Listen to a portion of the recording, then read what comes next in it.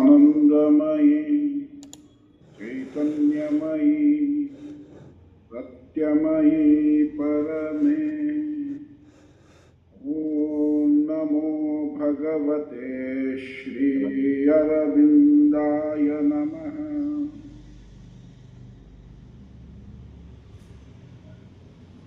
ಎಲ್ಲರಿಗೂ ನಮಸ್ಕಾರ. ತಾವೆಲ್ಲರೂ ಇಷ್ಟೊತ್ತು ಯಜ್ಞ ಮಾಡಿದ್ದೀರಿ. ನಿಮ್ಮ ಶರೀರ, ಪ್ರಾಣ, ಮನಸ್ಸು ಎಲ್ಲವೂ ದೈವೀಮಯ ಆಗಿದ್ದಾವೆ. ಇಂತಹ ವಾತಾವರಣದಲ್ಲಿ ಮಾತಾಡೋದಕ್ಕೆ ನನಗೆ ತುಂಬ ಸಂತೋಷ ಆಗುತ್ತೆ. ಶ್ರೀಧರ್ಜಿಯವರು ವೇದದ ಪರಿಚಯಾತ್ಮಕವಾಗಿ ಒಂದಷ್ಟು ವಿಷಯಗಳನ್ನು ಹಂಚಿಕೋಬೇಕು ಅಂತ ಹೇಳಿದರು. ಹಾಗಾಗಿ ನಾನು ನಿಮ್ಮ ಮುಂದೆ ಇವತ್ತು ಇದ್ದೀನಿ.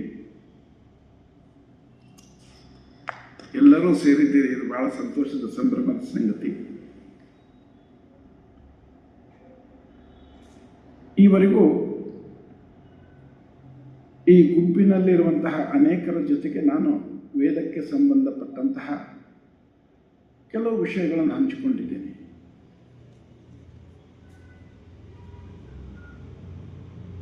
ಇವತ್ತು ಬಹಳ ಮುಖ್ಯವಾಗಿ ಈ ವೇದದಲ್ಲಿ ಪ್ರವೇಶ ಮಾಡೋದು ಹೇಗೆ.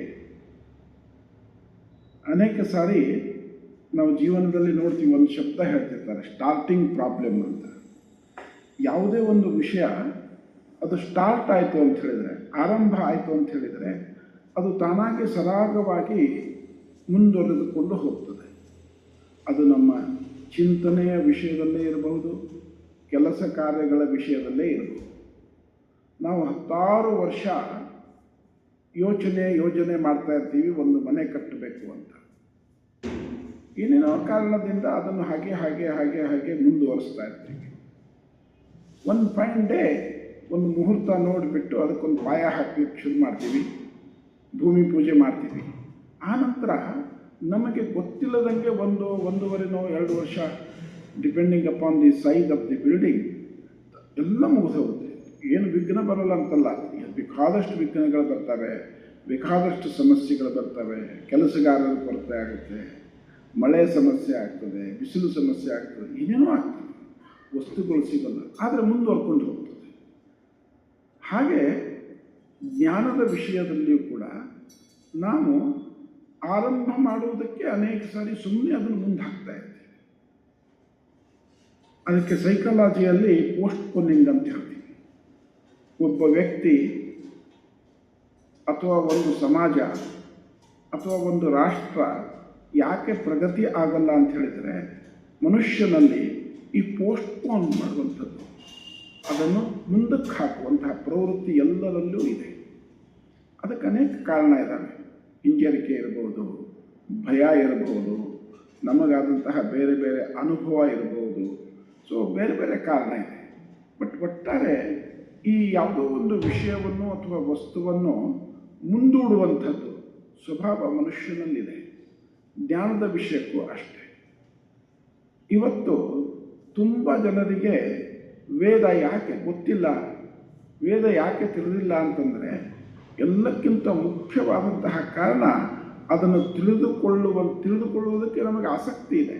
ಬಟ್ ಈವರೆಗೂ ತಿಳಿದುಕೊಳ್ಳೋದಕ್ಕಾಗಿಲ್ಲ, ಮುಂದೆ ಹಾಕ್ತಾ ಇರ್ತಾರೆ. ನಮ್ಮದು ಸ್ಕೂಲ್ ಮುಗಿಲಿ, ಕಾಲೇಜಿಗೆ ಬಂದಾಗ ನೋಡೋಣ, ಕಾಲೇಜ್ ಮುಗಿದ ಮೇಲೆ ನೋಡೋಣ, ಮಧ್ಯ ವಯಸ್ಸಿನಲ್ಲಿ ನೋಡೋಣ, ಪುರುಸೊತ್ತಾಗಲಿ ಯಾವಾಗ ನೋಡೋಣ ಅಂತ. ಮಧ್ಯ ವಯಸ್ಸಿನಲ್ಲಿ ತುಂಬ ಬ್ಯುಸಿ, ಕೆಲಸ, ಬಿಸ್ನೆಸ್ಸು ಇತ್ಯಾದಿ ಏನೇನೋ ಕೆಲಸಗಳಲ್ಲಿ ನಾವು ಬ್ಯುಸಿ.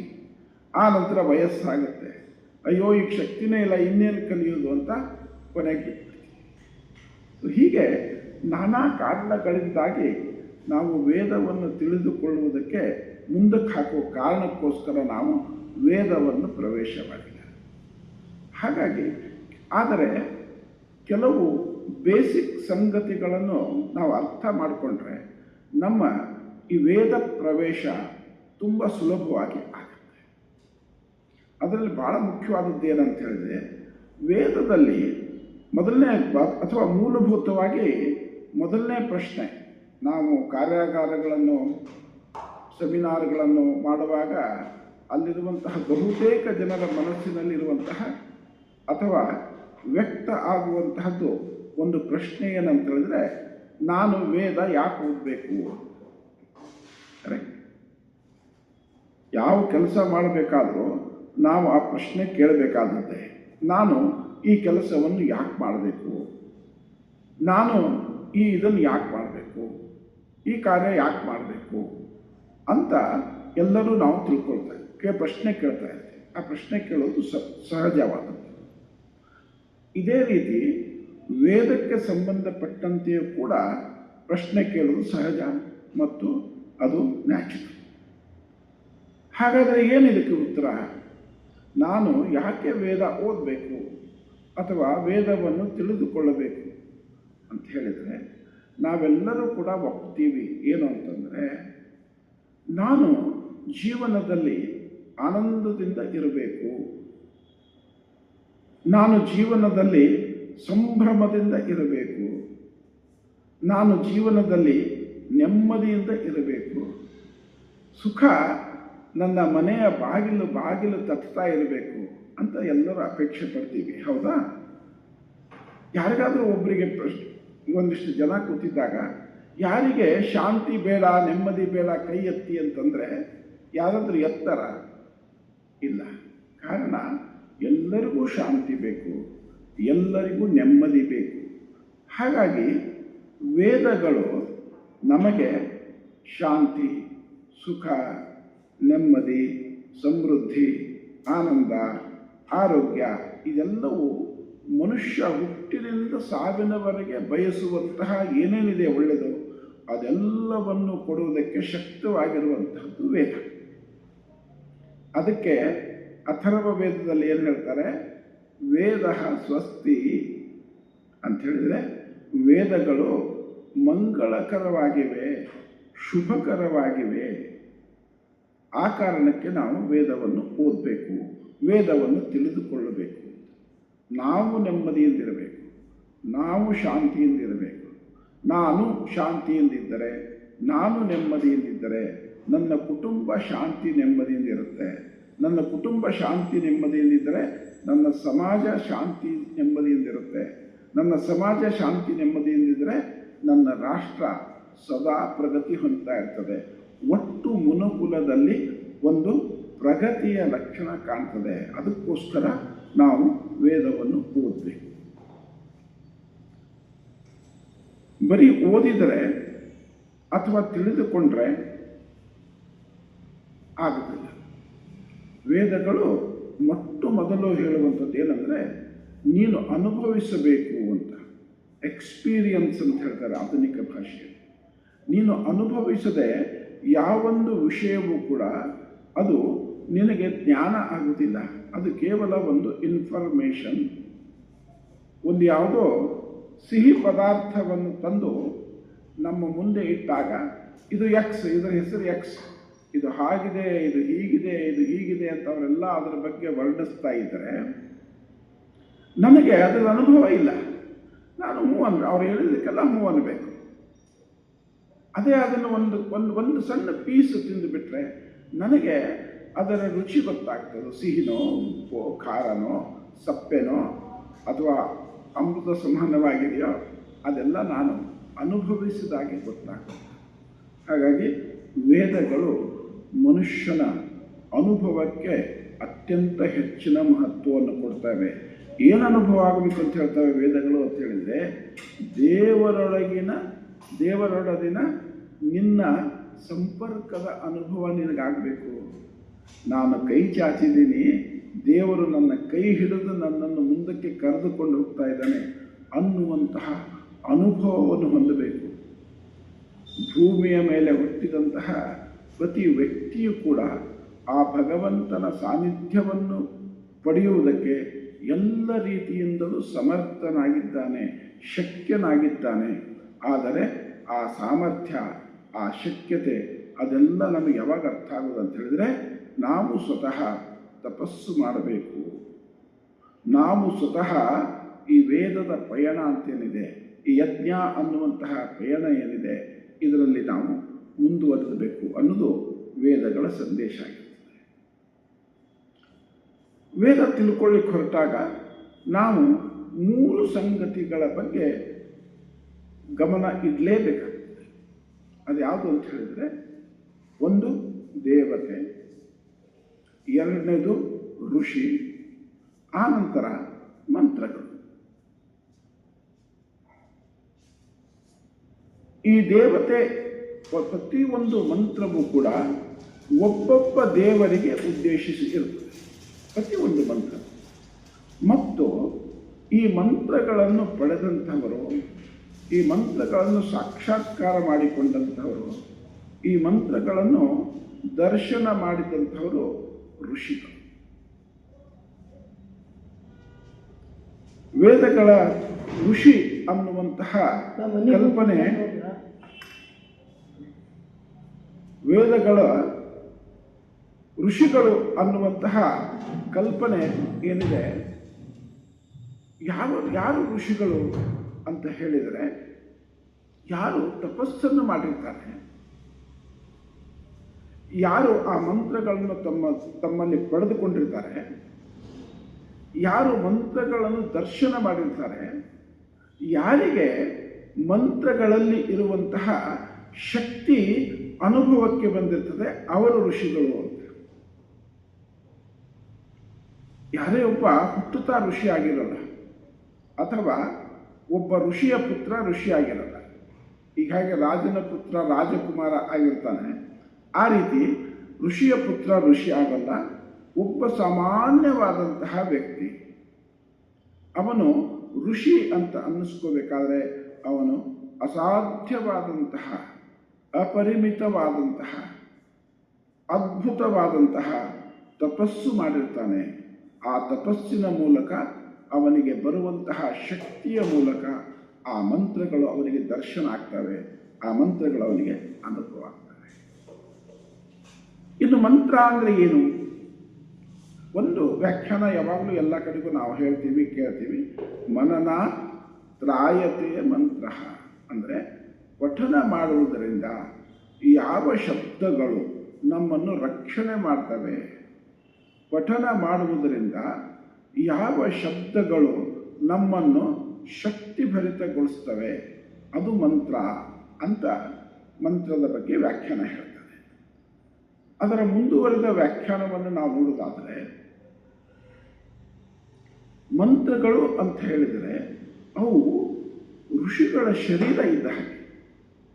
ಆ ಒಂದೊಂದು ಶಬ್ದ ಇದೆಯಲ್ಲ, ಆ ಒಂದೊಂದು ಶಬ್ದವೂ ಕೂಡ ಅವು ದೇವತೆಗಳ ಅಂಗಾಂಗಗಳಿದ್ದ ಹಾಗೆ.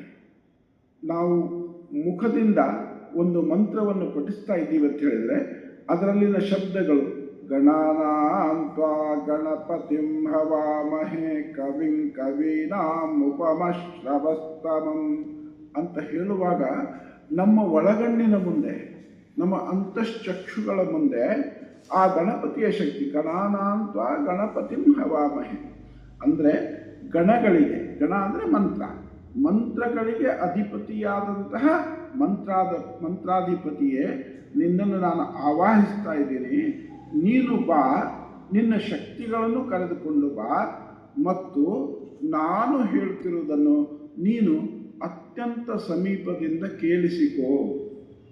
ನಾವು ಈ ಮಂತ್ರ ಹೇಳ್ತಿರುವಾಗ ಆ ಮಂತ್ರದ ಜೊತೆಗೆ ಸಹಯೋಗವನ್ನು ಸಾಧಿಸಬೇಕು. ಈ ಮೆಕ್ಯಾನಿಕಲ್ ರೆಸಿಟೇಷನ್ನಿಂದ ಇದು ಆಗುವಂಥದ್ದಲ್ಲ.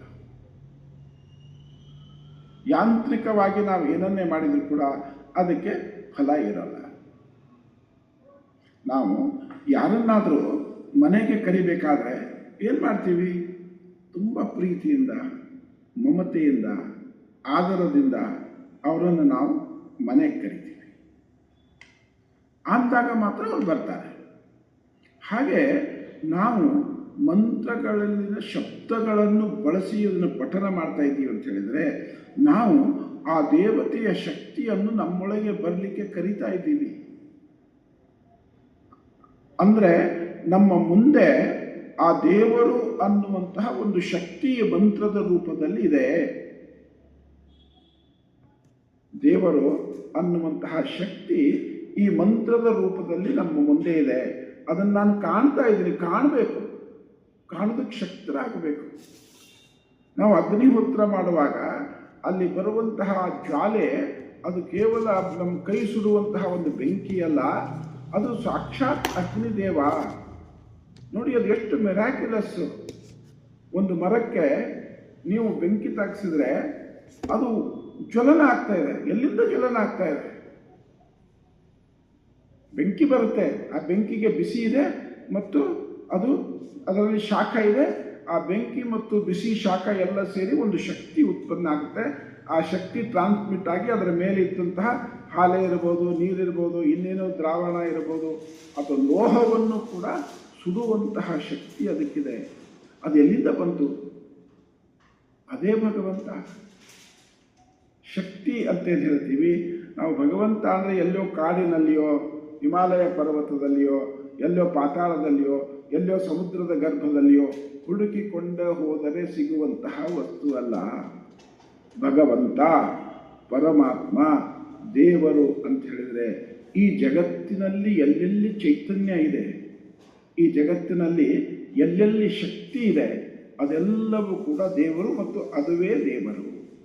ಆದ್ದರಿಂದ ನಾವು ನಮ್ಮೊಳಗೆ ಹೆಚ್ಚು ಹೆಚ್ಚು ಚೈತನ್ಯವನ್ನು, ಹೆಚ್ಚು ಹೆಚ್ಚು ಪ್ರಜ್ಞೆಯನ್ನು, ಹೆಚ್ಚು ಹೆಚ್ಚು ಜಾಗೃತಿಯನ್ನು ಬೆಳೀತಾ ಹೋದಷ್ಟು ನಾವು ದೇವತೆಗಳಿಗೆ ಹತ್ತಿರವಾಗ್ತೀವಿ ಅಂತ ಸಂತರು, ಮಹಾತ್ಮರು ಎಲ್ಲರೂ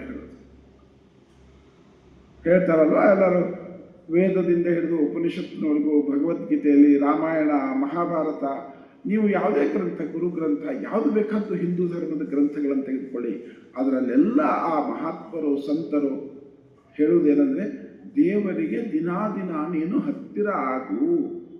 ಅದರರ್ಥ ನೀನು ಶಕ್ತಿವಂತನಾಗು, ನೀನು ನಿನ್ನ ಅಂತಃಸತ್ವವನ್ನು ಚೆನ್ನಾಗಿ ಅರಳಿಸಿಕೋ, ನೀನೊಬ್ಬ ಪೂರ್ಣ ಮನುಷ್ಯನಾಗು. ಪೂರ್ಣ ಮನುಷ್ಯ ಅಂದರೆ ಏನು? ವೇದದ ಪ್ರಕಾರ ಯಾವ ಮನುಷ್ಯ ಅತ್ಯಂತ ಆನಂದದಿಂದಿದ್ದಾನೆ, ಯಾವ ಮನುಷ್ಯ ಅತ್ಯಂತ ಸಂತೋಷದಿಂದಿದ್ದಾನೆ. ಹಾಗೆ ಒಂದು ಹೂವು ಹತ್ತಿರ ಹೋದವರಿಗೆ ಪರಿಮಳ ಬೀರುತ್ತೆ. ಹೂವಲ್ಲಿದೆ, ಹೂವನ್ನು ತಂದು ನಮ್ಮ ಮೂಗತ್ರ ಇರಿಸ್ಕೋಬೇಕು ಅಂತಲ್ಲ. ಸುವಾಸನೆಯಿಂದ ಕೂಡಿದಂತಹ ಹೂವು ತನ್ನ ಸುತ್ತಲೆಲ್ಲ ಪರಿಮಳ ಬೀರ್ತಾ ಇರುತ್ತೆ. ಎಲ್ಲರಿಗೂ ಕಣ್ಣಿಗೆ ಆನಂದ ಕೊಡುತ್ತೆ, ಘ್ರಾಣ ಮೂಗಿಗೆ ಆನಂದ ಕೊಡುತ್ತೆ, ಅದರ ಮೂಲಕ ಮನಸ್ಸಿಗೆ ಒಂದು ರೀತಿಯಾದಂಥ ನೆಮ್ಮದಿ ಕೊಡುತ್ತೆ. ಹಾಗೆ ಪ್ರತಿಯೊಬ್ಬ ವ್ಯಕ್ತಿಯೂ ಕೂಡ ಒಂದು ಸುಗಂಧವನ್ನು ಸೂಚಿಸುವಂತಹ, ಆಕರ್ಷಕವಾದಂತಹ, ದೇವರಿಗೆ ಸಮರ್ಪಿಸುವುದಕ್ಕೆ ಯೋಗ್ಯವಾದಂತಹ ಪುಷ್ಪ ನಾನಾಗಬೇಕು ಅಂತ ಬಯಸುವುದು, ಅದು ವೇದದ ಸಂದೇಶ. ವೇದದ ಮಂತ್ರಗಳನ್ನು, ಇನ್ನು ದೇವರು ಅನ್ನೋದೇ ಮಂತ್ರ ಆಯಿತು, ಋಷಿ ಆಯಿತು. ದೇವರು ಅಂತ ಹೇಳಿದರೆ ದೇವ ಅನ್ನುವಂಥದ್ದು ಸಂಸ್ಕೃತದ ದಿವ್ ಅನ್ನುವಂತಹ ಧಾತುವಿನಿಂದ ಬಂದಿದೆ. ದಿವ್ ಅಂತ ಹೇಳಿದರೆ ಪ್ರಕಾಶಮಾನವಾದಂತಹ, ಹೊಳೆಯುತ್ತಿರುವಂತಹ ಅಥವಾ ಕಾಂತಿಯುತವಾಗಿರುವಂತಹ, ಅದೆಲ್ಲವೂ ದಿವ್ ಅಂತ. ಅಂದರೆ ದೇವರು ಅಂದರೆ ಯಾವುದೆಲ್ಲ ಪ್ರಕಾಶಮಾನವಾಗಿದೆ, ಯಾವುದೆಲ್ಲ ಬೆಳಕಾಗಿದೆ, ಅದು ದೇವರು ಅಂತ. ಬೆಳಕು ನಮ್ಮ ಸಂಸ್ಕೃತಿಯಲ್ಲಿ ಅತ್ಯಂತ ಮಹತ್ವವಾದಂತಹ ಒಂದು ವಸ್ತು. ಬೆಳಕೆ ನಮ್ಮ ಮತ್ತು ಈ ಪ್ರಪಂಚದ ನಡುವೆ ಇರುವಂತಹ ಸಂಬಂಧವನ್ನು ಬೆಸೆಯುವಂತಹ ವಸ್ತು. ಬೆಳಕು ಇಲ್ಲ ಅಂತಂದರೆ ಈ ಜಗತ್ತು ನಮಗೆ ಸಂಬಂಧವೇ ಇಲ್ಲ. ಈ ಜಗತ್ತಿನ ಅನುಭವ, ನಮ್ಮ ಪಂಚೇಂದ್ರಿಯಗಳು ಈ ಜಗತ್ತನ್ನೇನು ಅನುಭವಿಸ್ತಾ ಇದ್ದಾವೆ ಅದೆಲ್ಲವೂ ಬೆಳಕಿನಿಂದ ಆಗುತ್ತೆ. ಒಂದು ಕತ್ತಲೆ ಕೋಣೆಯಲ್ಲಿ ಅನೇಕ ವಸ್ತುಗಳಿದ್ದಾವೆ. ಅಲ್ಲಿ ಒಂದು ಬೆಳಕಿದ್ರೆ, ಅಲ್ಲೊಂದು ಲೈಟ್ ಇದ್ದರೆ ನಾವು ಎಲ್ಲ ವಸ್ತುಗಳನ್ನು ಗುರುತಿಸ್ತೀವಿ, ಅದರ ಜೊತೆಗೆ ಸಂಪರ್ಕ ಕಲ್ಪಿಸ್ಕೋತೀವಿ. ಅಲ್ಲೊಂದು ಟೇಬಲ್ ಇರ್ಬೋದು, ಅಲ್ಲೊಂದು ಚೇರ್ ಇರ್ಬೋದು, ಅಲ್ಲೊಂದಿಷ್ಟು ಫೋಟೋಗಳಿರ್ಬೋದು, ಅಥವಾ ಅಲ್ಲಿ ದೇವರ ವಿಗ್ರಹ ಇರ್ಬೋದು, ಅಲ್ಲಿ ನಾನಾ ವಸ್ತುಗಳಿದ್ದಾವೆ. ಲೈಟ್ ಇದ್ದರೆ ಆ ಎಲ್ಲ ವಸ್ತುಗಳು ನನಗಿವೆ, ಯಾಕಂದರೆ ಅವು ನನಗೆ ಕಾಣ್ತವೆ. ಲೈಟ್ ಇಲ್ಲ, ಪ್ರಕಾಶ ಇಲ್ಲ ಅಂದರೆ ಅಲ್ಲಿ ಏನೂ ಇಲ್ಲ, ನನಗೇನು ಕಾಣೋದೇ ಇಲ್ಲ. ಹಾಗಾಗಿ ಈ ಪ್ರಕಟ ಜಗತ್ತು ಅಥವಾ ವ್ಯಕ್ತ ಜಗತ್ತು ಅಂತ ಹೇಳ್ತೀವಿ, ಈ ಪ್ರಕಟ ಜಗತ್ತು ಮತ್ತು ವ್ಯಕ್ತ ಜಗತ್ತು ನಮಗೆ ಕಾಣಬೇಕಾದರೆ ಬೆಳಕಿರಬೇಕು. ಆದ್ದರಿಂದ ಈ ಜಗತ್ತನ್ನೆಲ್ಲ ನನಗೆ ಅನುಭವಿಸುವುದಕ್ಕೆ ಯಾವುದು ಅನುವು ಮಾಡುತ್ತೋ ಅದುವೇ ದೇವರು ಅಂತ ವೇದ ಹೇಳುತ್ತೆ. ಅದು ಬೆಳಕು. ನಾವೆಲ್ಲರೂ ಈ ಬೆಳಕು ಅದಕ್ಕೆ ಒಂದು ತರತಮ ಇದೆ. ನಮ್ಮ ಡಿಗ್ರಿ ಜಾಸ್ತಿ ಆಗ್ತಾ ಹೋಗುತ್ತೆ. ಹಾಗೆ ಜ್ಞಾನ ನಾವು ಬೆಳೆದಂತೆ ನಮ್ಮ ಜ್ಞಾನವು ಬೆಳೆಯುತ್ತೆ. ಈ ಉದಾಹರಣೆಗೆ ಒಂದು ಗಿಡ ಇದೆ ಅಂತ ತಗೊಳ್ಳಿ. ನಾವು ಚಿಕ್ಕವರಿದ್ದಾಗ ಬಾಲಕರಿರ್ತೀವಿ, ಶಾಲೆಗೆ ಹೋಗ್ತಾ ಇದ್ದೀವಿ. ಆಗ ಒಂದು ಗಿಡ ಅಂದರೆ ನಮ್ಮ ಕಲ್ಪನೆ ಅದು ಹೀಗೆ ಅದಕ್ಕೊಂದು ಕಾಂಡ ಇರುತ್ತೆ, ಅದಕ್ಕೊಂದು ರೆಂಬೆ ಕೊಂಬೆಗಳಿರ್ತವೆ, ಎಲೆಗಳಿರ್ತವೆ, ಒಂದಿಷ್ಟು ಹೂವು ಹಣ್ಣು ಕಾಯಿ ಹಣ್ಣು ಆಗ್ತದೆ. ಸ್ವಲ್ಪ ಬೆಳೀತಾ ಬೆಳೀತಾ ಹೈಸ್ಕೂಲಿಗೆ ಬರ್ತೀವಿ. PUCಗೆ ಬಂದಾಗ ಏನಾಗುತ್ತೆ, ಇದು ಗಿಡ ಮೇಲಷ್ಟೇ ಅಲ್ಲ, ಇದ್ರ ಕೆಳಗೆ ಒಂದಿಷ್ಟು ಬೇರೆಗಳಿದ್ದಾವೆ. ಆ ಬೇರಿನ ಆಧಾರದಿಂದ ಈ ಗಿಡ ಬೆಳೀತಿದೆ, ಉಳಿದಿದೆ. ಇನ್ನು ಸ್ವಲ್ಪ ದೊಡ್ಡವರಾಗಿ ನಾವು BScಗೆ ಹೋಗಿ ಬಾಟ್ನಿ ವಿಷಯ, ಸಸ್ಯಶಾಸ್ತ್ರ ವಿಷಯವನ್ನು ತೆಗೆದುಕೊಂಡ್ರೆ ನಮಗೆ ಆಗ ಏನೇನೆಲ್ಲ ಜ್ಞಾನ ಬರುತ್ತೆ. ಈ ಗಿಡ ಎಷ್ಟು ಎತ್ತರ ಬೆಳೆಯುತ್ತೆ, ಈ ಗಿಡದ ಎಲೆ ಹೇಗಿರ್ತವೆ, ಈ ಗಿಡದ ಕಾಯಿಯ ವಿಶೇಷ ಏನು, ಇದರ ಎಲೆಯ ವಿಶೇಷ ಏನು, ಇದರ ಹಣ್ಣಿನ ವಿಶೇಷ ಏನು. ಹಾಗೆ ನಮ್ಗೆ ಹಾಗೆ ಎಲ್ಲವೂ ಬೇರೆ ಬೇರೆ ಅದರ ಒಳ ಆಯಾಮಗಳು ಅಥವಾ ಹೆಚ್ಚಿನ ಆಯಾಮಗಳು ಗೊತ್ತಾಗ್ತಾ ಹೋಗ್ತವೆ. ಹಾಗೆ ನಮ್ಮ ಜೀವನದಲ್ಲಿ ನಮಗೆ ಅನುಭವ ಆಗ್ತಾ ಆಗ್ತಾ ಆಗ್ತಾ ಈ ಜಗತ್ತು ನಮಗೆ ತನ್ನೆಲ್ಲ ಪರಿಚಯವನ್ನು ಮಾಡಿಕೊಡ್ತಾ ಹೋಗುತ್ತೆ. ಕಣ್ಣು ಬಿಟ್ಟ ತಕ್ಷಣ ನನಗೆ ಜಗತ್ತೇ ಗೊತ್ತಾಗಲ್ಲ. ಕಣ್ಣು ಬಿಟ್ಟ ತಕ್ಷಣ ನಾನು ಆ ಅನುಭವಕ್ಕೆ ಎಷ್ಟು ಒಡ್ಕೊಳ್ತಾ ಹೋಗ್ತೀನಿ, ಅಷ್ಟು ಬೆಳಕಿನಲ್ಲಿ ಅದೇ ಬೆಳಕಿನಲ್ಲಿ ಎಲ್ಲ ಇದೆ. ಆದರೆ ಒಬ್ಬ ಬಾಲಕ ಆ ಬೆಳಕಿನಲ್ಲಿ ನೋಡಿ ಹೇಳುವಂತಹ ಒಂದು ವಸ್ತುವಿಗೂ ಒಬ್ಬ ಬಾಟನಿ ಸಸ್ಯಶಾಸ್ತ್ರದ ವಿದ್ಯಾರ್ಥಿ ಅಥವಾ ಸಸ್ಯಶಾಸ್ತ್ರಜ್ಞ ನೋಡಿ ಹೇಳೋದಕ್ಕೂ there is a world of difference. Because ಇವನ ಎಕ್ಸ್ಪೀರಿಯನ್ಸ್ ಚಿಕ್ಕದು, ಅವನ ಎಕ್ಸ್ಪೀರಿಯನ್ಸ್ ದೊಡ್ಡದು. ಹಾಗಾಗಿ ವೇದಗಳು ನಮಗೆ ಕರೆ ಕೊಡುವುದೇನೆಂದರೆ, ನೀನು ನಿನ್ನ ಜೀವನದಲ್ಲಿ ಪ್ರಜ್ಞಾಪೂರ್ವಕವಾಗಿ ಬದುಕು. ಈ ಜಗತ್ತಿನ ವಿಷಯವನ್ನು ಹೆಚ್ಚು ಹೆಚ್ಚು ತಿಳ್ಕೊಳ್ತಾ ಹೋಗು. ಹೆಚ್ಚು ಹೆಚ್ಚು ತಿಳ್ಕೊಂಡಷ್ಟು ನೀನು ನನಗೆ ಹತ್ತಿರವಾಗಿರ್ತೀಯ. ನಿನ್ನಲ್ಲಿ ಜ್ಞಾನ ಜಾಸ್ತಿ ಆದಷ್ಟು ನನ್ನ ಬಗೆಗಿನ ಅರಿವು ನಿನಗೆ ಜಾಸ್ತಿ ಆಗುತ್ತೆ. ಅದಕ್ಕೇನು ಹೇಳ್ತವೆ ವೇದ, ಉಪನಿಷತ್ತು, ಭಗವದ್ಗೀತೆ, ಎಲ್ಲ ಶಾಸ್ತ್ರಗಳು. ನೀನು ಇದನ್ನೆಲ್ಲ ಅರ್ಥ ಮಾಡ್ಕೋಬೇಕಾದ್ರೆ ಧ್ಯಾನ ಮಾಡು. ಧ್ಯಾನ ಅಂತಂದರೆ ಧಿ ಪ್ಲಸ್ ಯಾನ. ಧಿ ಅಂದರೆ ಬುದ್ಧಿ, ಯಾನ ಅಂದರೆ ಪಯಣ. ಪಯಣ ಎಲ್ಲಿಗೆ? ನಮ್ಮ ಪಯಣ ಯಾವಾಗಲೂ ಮುಂದಕ್ಕೆ ಮುಂದಕ್ಕೆ ಹೋಗ್ತಿರ್ತದೆ. ಈ ಬುದ್ಧಿ ಅನ್ನುವಂಥದ್ದು ಇದು ಪಯಣ ಮಾಡ್ತಾ ಮಾಡ್ತಾ ಮುಂದಕ್ಕೆ ಹೋಗ್ತಾ ಇರಬೇಕು. ಇವತ್ತು ಈ ಶಕ್ತಿಯ ಏನು ಒಂದು ಸಣ್ಣದ ಕಿಡಿ ನಾನು ನೋಡಿದ್ದೀನಿ. ಈ ಕಿಡಿ ಇಷ್ಟು ವ್ಯಾಪಕವಾಗಿ ನೋಡುತ್ತೆ. ಒಂದು ಸಣ್ಣ ಕಿಡಿ ಕಣ್ಣಿಗೂ ಕಾಣುತ್ತಿರುವಷ್ಟು ಸಣ್ಣ ಕಿಡಿ ಇರುತ್ತೆ. ಅದು ಎಂಥ ಚೈತನ್ಯ ಇದೆ ಅಂತ ಹೇಳಿದ್ರೆ, ಅದು ಒಂದು ಒಣಗಿದ ಕಾಡಿನಲ್ಲಿ ಬಿದ್ದರೆ ಇಡೀ ಕಾಡು ಸುಟ್ಟು ಹೋಗುತ್ತೆ. ಒಂದು ಸಣ್ಣ ಕಿಡಿ ಅದಕ್ಕೆ ಹೊತ್ತಿಸ್ತಾ ಹೋದರೆ ಅದು ಎಷ್ಟು ದೊಡ್ಡದಾದರೂ ಆಗುತ್ತೆ, ಎಷ್ಟು ದೀರ್ಘಾವಧಿಯವರೆಗೂ ಆದರೂ ಬದುಕುತ್ತೆ. ಅದರಲ್ಲಿ ಯಾಕೆ ಅಂತಂದರೆ ಅದರಲ್ಲಿ ಚೈತನ್ಯ ಇದೆ. ಇಂತಹ ವಿಶಾಲವಾಗ್ತಾ ಹೋಗುವಂತಹ, ವಿಸ್ತಾರವಾಗ್ತಾ ಹೋಗುವಂತಹ, ಅಗಾಧವಾಗಿ ಬೆಳೆಯುವಂಥದ್ದು ಯಾವುದಿದೆ ಅದಕ್ಕೆ ಆತ್ಮ ಅಂತ ಹೇಳ್ತೀವಿ. ಆತ್ಮ ಅಂದರೆ ಬೇರೆ ಏನೂ ಅಲ್ಲ, ಅದು ಶಕ್ತಿ, ಅದು ಚೈತನ್ಯ. ಒಂದು ಮೂಲದಲ್ಲಿ ಒಂದು ಚೈತನ್ಯ ಇತ್ತು, ಅದು ಈಗ ಅನೇಕ ಚೈತನ್ಯಗಳಾಗಿ ವಿಸ್ತಾರ ಆಗಿ ವ್ಯಕ್ತಿಗಳಲ್ಲಿ, ಪ್ರಾಣಿಗಳಲ್ಲಿ, ಗಿಡ ಮರಗಳಲ್ಲಿ, ಸಾಮಾನ್ಯವಾದ ಕ್ರಿಮಿಗಳಲ್ಲಿ ಕೂಡ ಒಂದು ಶಕ್ತಿಯನ್ನು ತುಂಬಿದೆ. ಆ ಒಂದು ಶಕ್ತಿಯ ಚಿಕ್ಕ ಪ್ರಮಾಣವೇ ಆತ್ಮ. ಅದನ್ನು ಇದು ಹೇಳಿದಷ್ಟು ಸುಲಭ ಅಲ್ಲ.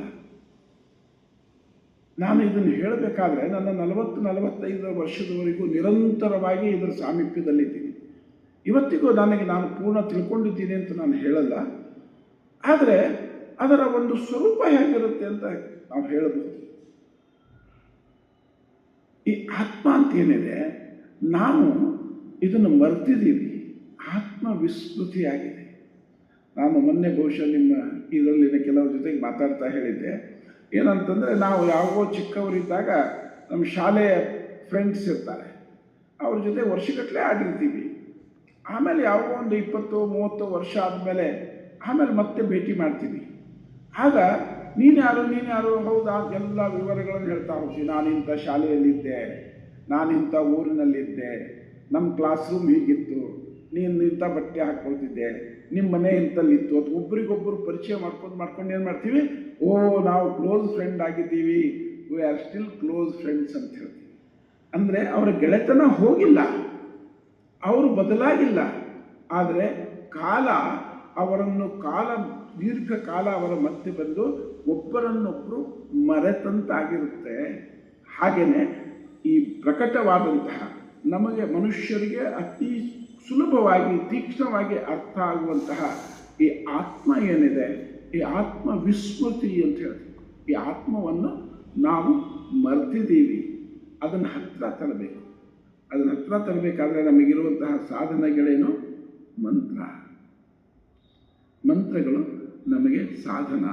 ಮತ್ತು ಈ ಮಂತ್ರಗಳನ್ನು ನಾವು ನಿರಂತರವಾಗಿ ಪಠನ ಮಾಡ್ತಾ ಮಾಡ್ತಾ ಮಾಡ್ತಾ ಮಾಡ್ತಾ ಇದ್ದರೆ ಅವು ತಮ್ಮ ರಹಸ್ಯವನ್ನು ಬಿಟ್ಟುಕೊಡ್ತವೆ. ಕೆಲವರು ಪ್ರಶ್ನೆ ಕೇಳ್ತಾರೆ ನಮಗೆ, ನಾವು ಯಜ್ಞ ಮಾಡ್ತೀವಿ, ಅಗ್ನಿಹೋತ್ರ ಮಾಡ್ತೀವಿ, ನಾವು ಇಷ್ಟು 1 ತಿಂಗಳು 2 ತಿಂಗಳು 3 ತಿಂಗಳು 1 ವರ್ಷ ಯಾಕೆ ಮಾಡಬೇಕು? ಒಂದು ಸರಿಗೆ ನಾನು ಅಗ್ನಿಹೋತ್ರ ಮಾಡಿಬಿಟ್ರೆ ದೇವರೇ ಇದು ಕೊಡೋದು ನನಗೆ ಕೊಟ್ಬಿಡಲ್ವಾ ಅಂತ. ದೇವರು ಕೊಡ್ತಾನೆ ಸ್ವಾಮಿ, ದೇವರು ಕೊಟ್ಟೇ ಕೊಡ್ತಾನೆ. ಅವನಿಗೆ ನೀನೊಬ್ಬನೇ ಏನು, ನಿನ್ನಂಥ ಲಕ್ಷ ಕೋಟಿ ಜನರಿಗೆ ಕೊಡುವಷ್ಟು ಭಂಡಾರ ಅವನ ಹತ್ರ ಇದೆ. ಆದರೆ ಅದನ್ನು ಸ್ವೀಕರಿಸುವಂತಹ ಯೋಗ್ಯತೆ ನಿನ್ನ ಹತ್ರ ಇದೆಯಾ? That is important. ಈಗ ಒಂದು ದೊಡ್ಡ ಬಂಡೆ ಇದೆ ಅಂತ ತಿಳ್ಕೊಳ್ಳಿ. ಆ ದೊಡ್ಡ ಬಂಡೆಗೆ ಒಬ್ಬ ಚಿಕ್ಕ ಬಾಲಕ ಒಂದು ಚಿಕ್ಕ ಹತೋಡಿ ತಗೊಂಡು ಕುಟ್ತಾ ಇದ್ರೆ ಆ ಬಂಡೆ ಹೊಡೆಯುತ್ತಾ? ಹೊಡೆಯಲ್ಲ. ಅದು ಸುಮ್ಮನೆ ಆಟ, ಒಂದು ಶಬ್ದ ಮಾಡುತ್ತಷ್ಟೆ. ಅದೇ ಒಬ್ಬ ಪ್ರೌಢ ವ್ಯಕ್ತಿ, ಶಕ್ತಿವಂತ ವ್ಯಕ್ತಿ ದೊಡ್ಡದೊಂದು ಹತೋಡ ತಗೊಂಡ್ಬಿಟ್ಟು ಆ ಕಲ್ಲಿನ ಮೇಲೆ ಒಂದು ದಬ್ಬ ಅಂತ ಒಂದು ಹೊಡೆದ್ರೆ ಕಲ್ಲು 2 ಭಾಗ ಆಗುತ್ತೆ. ಇವು ಮಗು ಹೊಡೆದ್ರೆ ಅದು ಹೊಡಿಲಿಲ್ಲ. ಅದೇ ದೊಡ್ಡದೊಂದು ವಸ್ತು ತೆಗೆದುಕೊಂಡು ಶಕ್ತಿವಂತ ಹೊಡೆದ್ರೆ ಅದು ಹೊಡೆದೋಯ್ತು.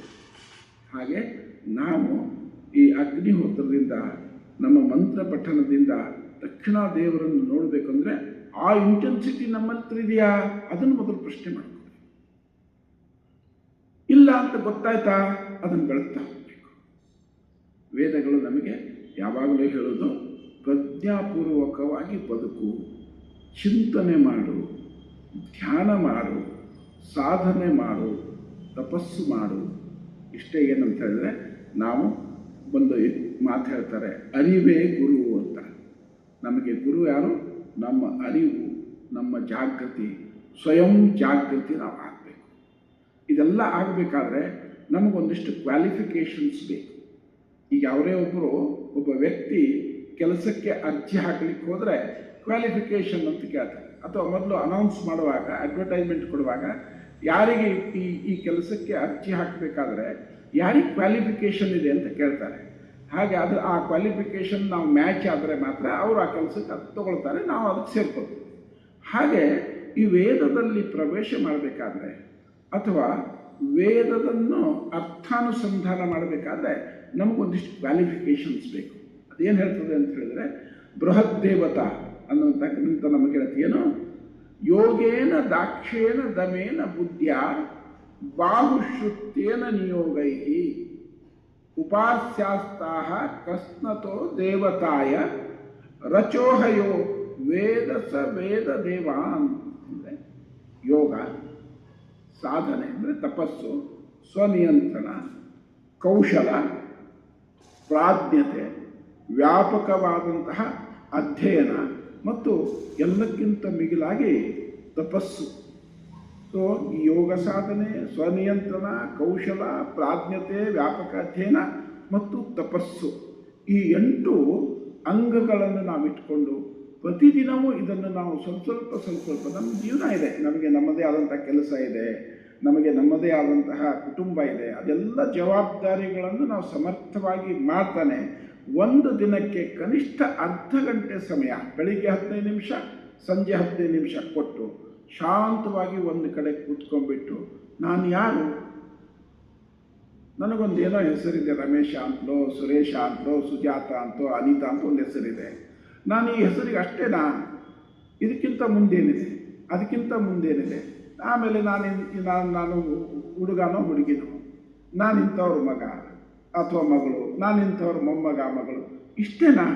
ಹೀಗೆ ನಾವು ರಿವರ್ಸ್ ಜರ್ನಿ ಮಾಡ್ತಾ ಹೋಗಬೇಕು. ರಿವರ್ಸ್ ಜರ್ನಿ ಮಾಡ್ತಾ ಮಾಡ್ತಾ ಮಾಡ್ತಾ ಮಾಡ್ತಾ ನಮಗೆ ಅಲ್ಲಿ ಒಂದು ಪಾಯಿಂಟ್ ಸಿಗುತ್ತೆ. ಎಲ್ಲಿ ಕೊನೆಗೊಂದು ಪಾಯಿಂಟ್ ಸಿಗುತ್ತೆ, ಅದೇ ನಮ್ಮ ಆತ್ಮ. ಯಾವಾಗ ನಾವು ಅದರ ಜೊತೆಗೆ ಸಾಮೀಪ್ಯದಲ್ಲಿರ್ತೀವಿ, ಅದರ ಸಾನ್ನಿಧ್ಯವನ್ನು ಹೊಂದ್ತೀವಿ, ಆ ಸಾನ್ನಿಧ್ಯವನ್ನು ಹೊಂದಾಗ ಆನಂದ ಸಿಗುತ್ತೆ. ಇದಕ್ಕಿರಬೇಕಾದಂಥ ಮತ್ತೊಂದು ಭಾಳ, ನಾವು ಅನೇಕ ಸಾರಿ ನಮ್ಮ ಈ ಬಾಹ್ಯ ಸಂಗತಿಗಳಿಗೆ ನಾವು ಭಾಳ ಮಹತ್ವ ಕೊಡ್ತೀವಿ.